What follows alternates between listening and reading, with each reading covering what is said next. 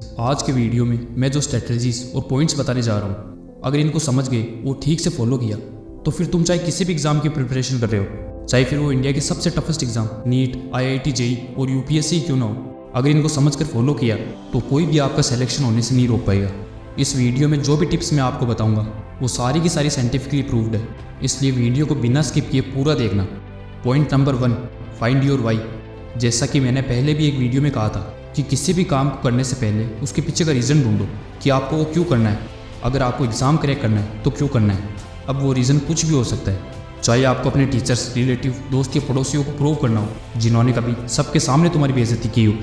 आपके घर की फाइनेंशियल कंडीशन आपका वही हो सकता है, क्योंकि जिस एग्ज़ाम की आप तैयारी कर रहे हो ना, उसकी किताबों से सिर्फ आपको नॉलेज मिल सकती है, पर जो आपका वाई है वो आप में एक आग जला देता है कि आपको उस किताब को क्यों पढ़ना है। So your why must be clear. Point number 2, never connect your past with your present. आपको कभी भी अपने पास्ट को अपने प्रेजेंट से कंपेयर नहीं करना चाहिए, चाहे आपका पास्ट अच्छा हो या फिर बुरा। अगर आपके 10th या 12th में 40% आए हैं, 50% आए हैं, या फिर हो सकता है फेल हो गए हो, उससे कोई फ़र्क नहीं पड़ता और ना ही कभी पढ़ना चाहिए। अगर आप में अभी भी हौसला है, जुनून है कि मैं फोड़ सकता हूँ, तो आप कर जाओगे। और एक टाइम पे सिर्फ एक ही काम हो सकता है कि या तो आप अपने पास्ट को लेकर रोते बैठो, या फिर जो भी हुआ जो भी उसे भूल भाल कर आगे की तैयारी में लग जाओ। क्योंकि अगर एक बार ठान लिया कि एग्ज़ाम क्रैक करना है, मतलब करना है, क्योंकि साइकोलॉजिकल स्टडीज़ कहती है कि अगर इंसान एक बार जो ठान लेता है वो आज नहीं तो कल बन जाता है। पॉइंट नंबर 3, जो कि हर 5 में से 4 बच्चों में देखा जाता है कि ले तो फिजिक्स का लेक्चर रहे थे, लेकिन फिर 2 मिनट बाद ही इंस्टाग्राम पर रील स्क्रॉल करने लग गए, या फिर पोस्ट पे कमेंट्स और लाइक्स चेक करने लग गए। और देखते ही देखते कब 2 मिनट से 2 घंटे निकल जाते हैं पता ही नहीं चलता। और at the end of the day regret feel होता है कि यार क्यों इंस्टाग्राम ओपन किया। अगर चाहता तो इस टाइम में एक चैप्टर कवर कर सकता था। लेकिन बात यहीं पे ख़त्म नहीं होती, नेक्स्ट डे फिर से वही गलती करते हैं। तो अब इस चीज़ का क्या सोल्यूशन है?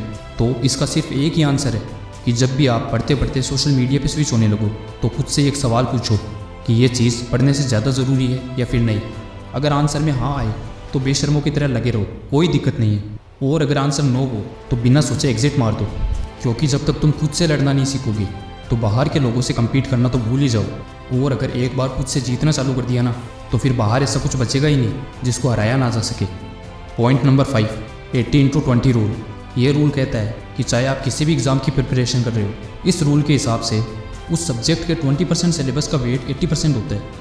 अगर आप किसी भी सब्जेक्ट को ध्यान से पढ़ो तो ये आपको खुद ही पता चल जाएगा कि उस सब्जेक्ट का अकेला 20% सिलेबस ही 80% स्कोर करा सकता है। पर ज़्यादातर स्टूडेंट्स बिना एनालिसिस के, कुछ भी सोचे बिना जो भी टॉपिक सामने आता है उसको पढ़ना चालू कर देते हैं, जिससे एक तो बहुत ज़्यादा टाइम वेस्ट होगा और दूसरा जो भी इंपॉर्टेंट टॉपिक्स होंगे वो भी छूटते चले जाएंगे। इसलिए जो भी पढ़ो सबसे पहले उसका ओवरव्यू लो कि क्या पढ़ना है, कितना पढ़ना है, क्या ज़रूरी है और क्या नहीं। 21 दिन पूरी कंसिस्टेंसी के साथ इन पॉइंट्स को फॉलो करो। 22वें दिन आपको खुद ब खुद रिजल्ट्स मिलना चालू हो जाएंगे। Thank you.